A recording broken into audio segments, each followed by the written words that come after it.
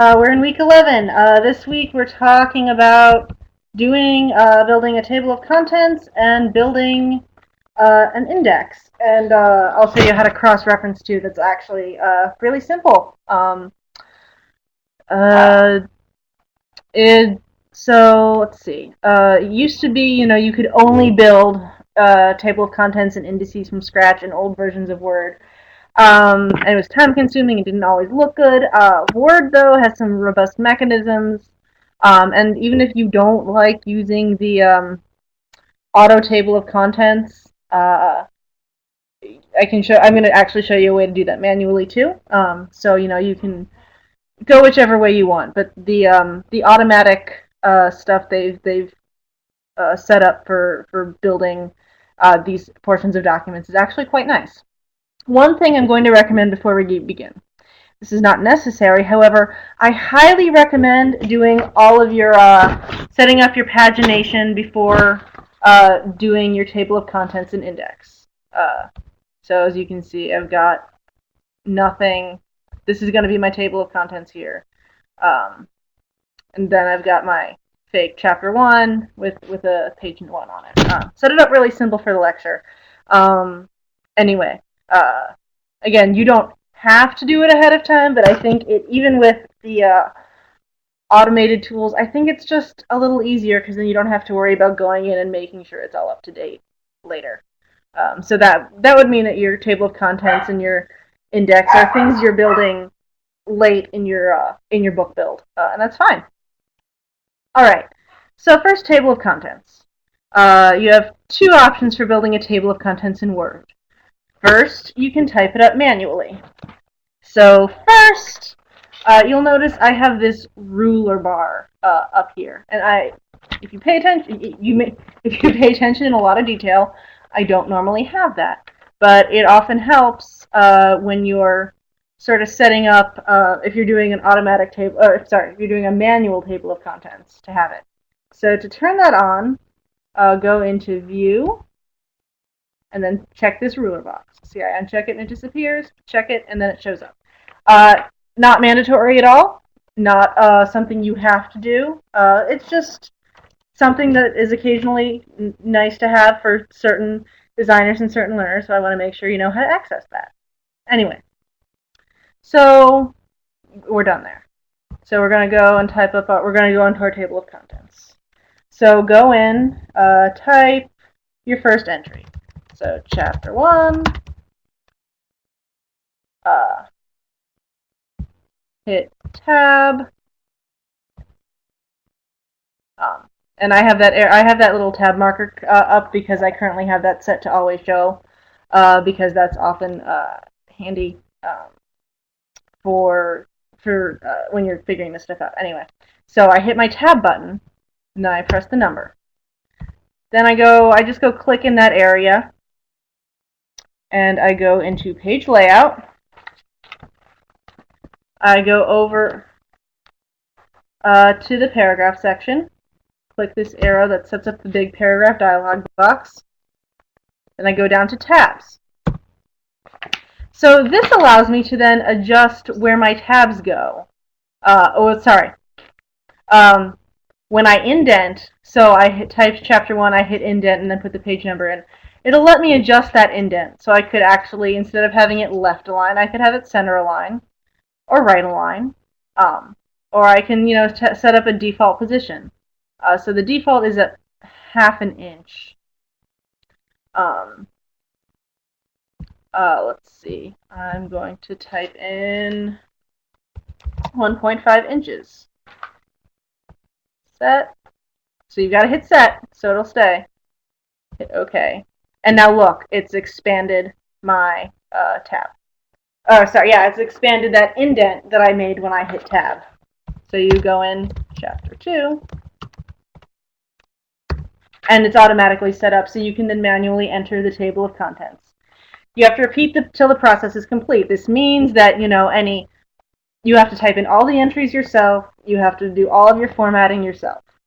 Nothing wrong with that. Some people like that. Some people don't like using automated settings. They like a little more control. Great. More power to you. But If you don't want to do this, if you want to do this automatically, first things first, if you're going to do an automatic table of contents, you have to have your chapter headings in ahead of time. Word, the auto feature can only work if the chapter headings are already in there for it to read off, if it can, figure out what the headings are.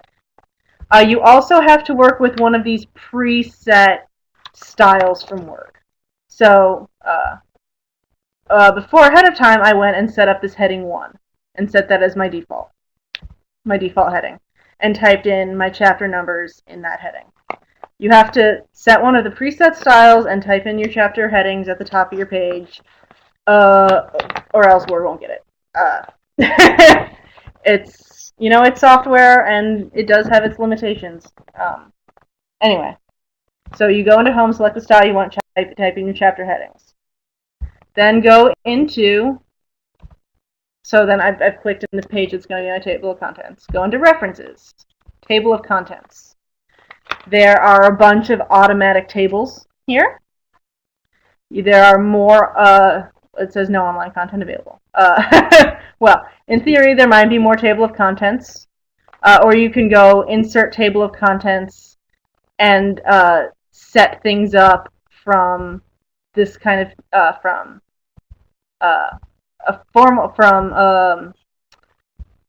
some preset templates. Show levels means show how many subheadings you want. So if you have Chapter 1, Section 1, Subsection 3, Chapter 2, Subsection 2, etc., etc., you would want 3 levels, or maybe you just want 1 level, and it'll show up like that.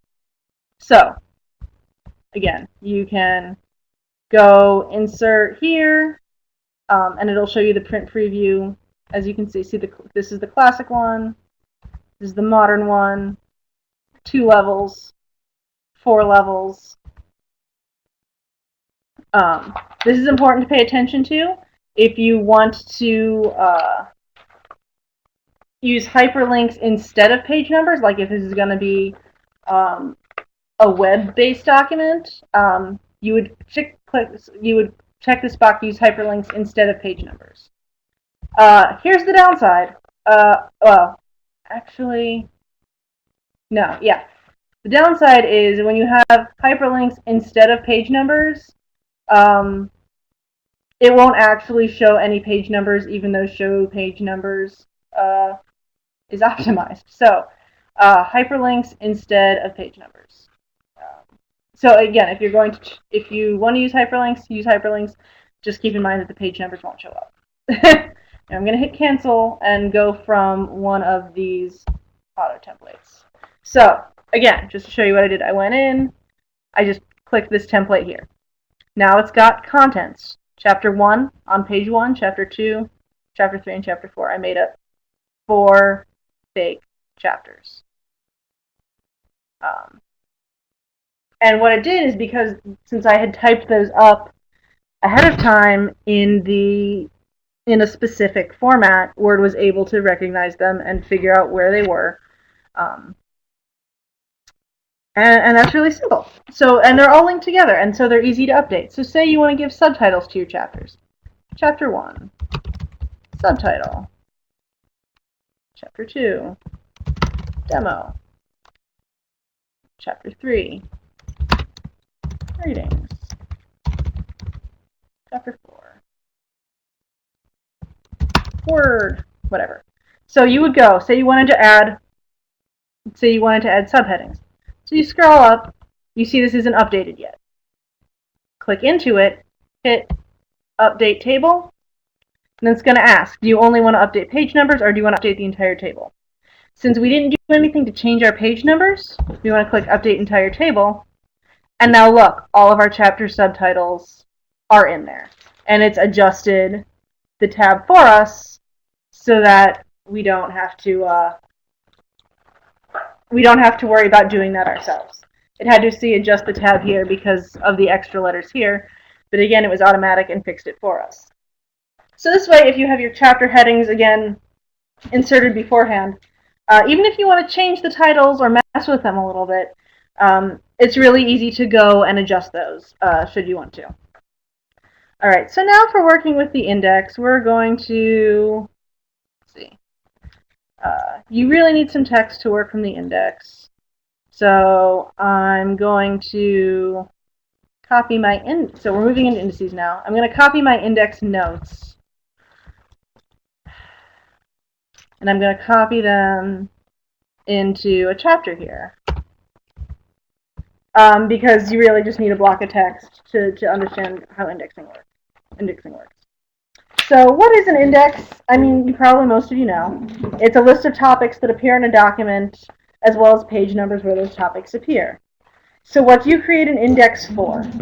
Individual words, phrases, or symbols, a topic that spans several pages, and then a topic that refers to an entry that already exists. And this is called cross-referencing. So say your entry was cheese, but you also had an heading for brie that you just wanted that to point to instead.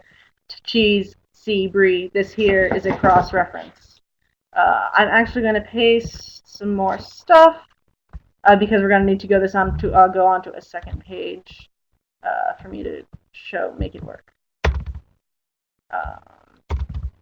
There. And so I've copied a bunch of stuff twice, but we don't need this to make sense. We just need to know how it looks. So to start an index, go take a block of text.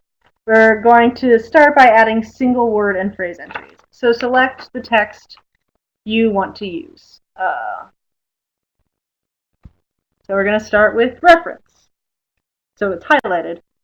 Then go over to the reference ribbon, still highlighted. Go over here to the index section. Mark entry. Now, it's going to have, the main entry is going to be reference. Sub-entry. Index. Now, if we want to cross-reference, we put C, that doesn't, C meta. So that means it's not going to a specific, there's not going to be a specific page number. It's going to point us to something else. Then, if you want to format these, you right-click, go to font. You can choose from a bunch of different fonts. You can choose from colors. You can underline. Basically, all of the font options are available to you here. You have to right-click, go here. Or if you want to keep the text the same and just have the page numbers in italic or bold, you can do that. Anyway, so you've made your main index entry, and you hit mark. Now notice it's now the, first of all, notice that the button that shows all of your formatting marks has been turned on. It does that because what it's doing when you create the index is making a code, and in that code, it's really helpful if that code is visible to you. So that's why those marks turn on. Also, this index entry box stays open until basically you hit close. So that way you can tag a bunch of entries without having to hit mark entry over again. So let's do a different one. Tab. Tab. Actually, yeah. So what I did was I highlighted tab and then I clicked the box. Main entry, tab, sub entry, key. This, I want to go keep it on. I'm not cross-referencing it with anything. I want the index to know the reader to know to go back to this particular page. So I have current page. Don't click cross-reference, just current page. Now, if I were continuing to work with multiple entries, I could go on and then hit mark all at the end, but now I'm just going to hit mark, and I'm going to hit close. So we've already got 2 entries. I'm going to save, but this all hasn't, our index has not actually been built yet. This just ends, but we'll get there. But before that, I want to look at how to mark a block of text that spans a range of pages. First, have text that spans multiple pages. So then select the range of text you want to include. So I've selected those 2 paragraphs. Then go to Insert, Bookmark. You need to create a link. And then you're basically creating a link. Then you need to give the bookmark a name. I'm going to give it the name Demo. Something that's very important.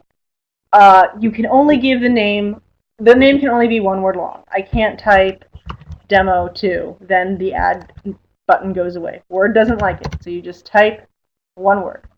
You can sort by name or location. I prefer to sort by name because, sometimes if you're doing a lot of edits, you might not remember your location. So sorting by name tends to be the most obvious for me if you come up with a nickname you can remember. Anyway, so once you've got your bookmark name, hit Add.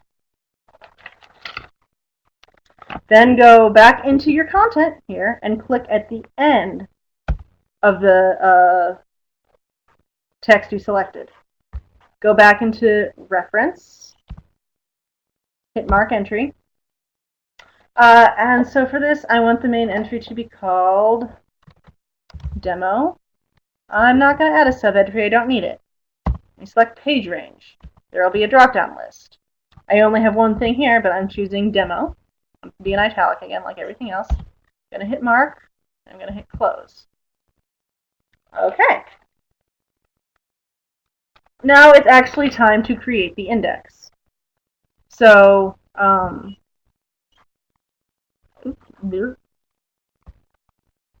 set up a back page for your backup matter. I'm not going to worry about paginating, repaginating, because I didn't do it ahead of time. That's fine. So set up a blank page at the back to build your index. It's where you'll begin. But so make sure your mouse is, that your cursor is on that page and it's blinking. Go into References, Insert Index. Now you're going to see a dialog box much similar to the table of contents. And these 2 table of figures, table of authorities, we'll get to later. I haven't brought them up because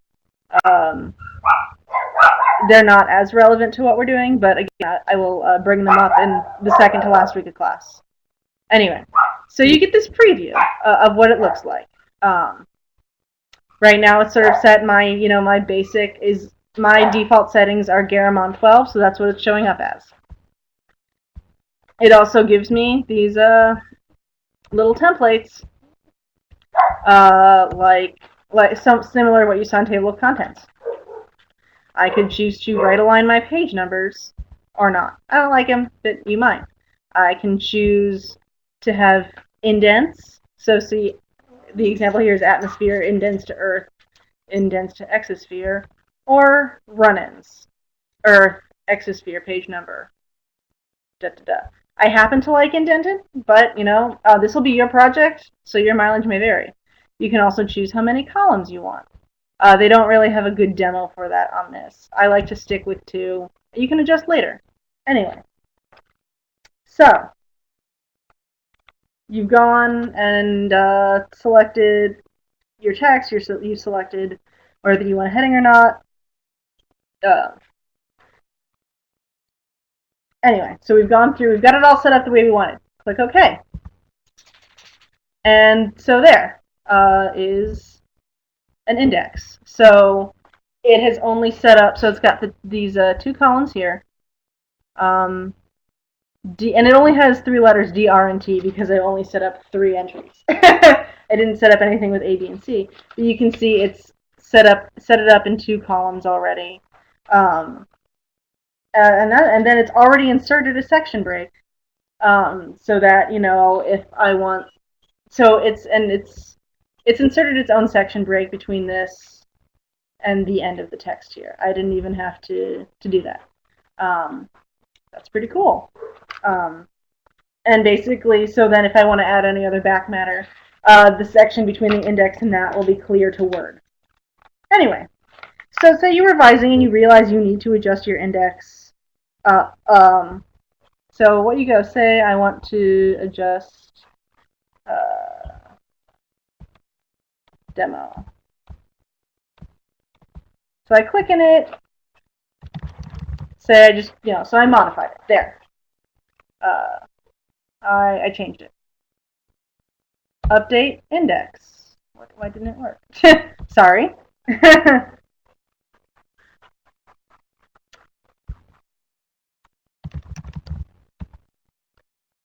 Oh, well, it updated it there automatically. Say I want to change page number.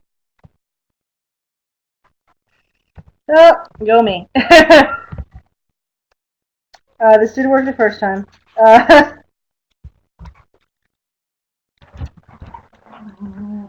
Say you are, okay. Let's go and modify, let's figure out what I'm doing wrong.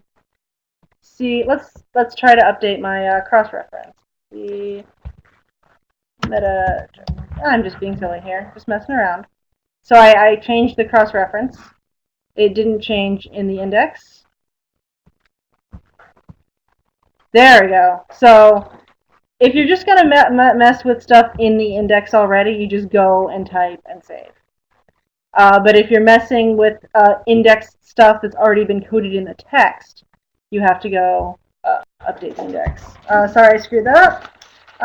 That's what happens sometimes. Anyway, so those are how you basically set up a table of contents in index. Some of you might find it simple, and if you don't worry. There's a first time for everything, and so always, again, feel free to get in touch with me. And I apologize for my dogs. They were pretty good until just now. Anyway, have a good week, everybody.